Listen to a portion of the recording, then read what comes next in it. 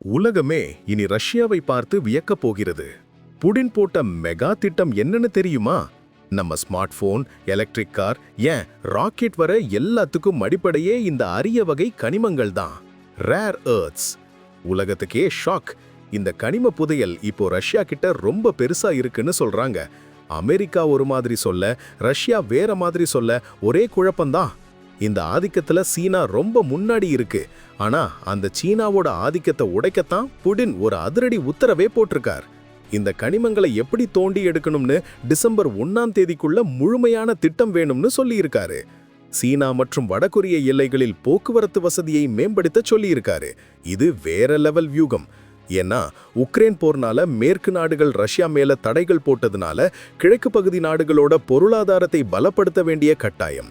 ஆச்சரியம் என்னன்னா, உக்ரைன் தன்னோட கனிமச் சுரங்கங்களை அமெரிக்காவுக்கு சலுகை விலையில கொடுத்திருக்கு. இங்கேயும் நடக்கிறது அதே கனிம போர் தான்.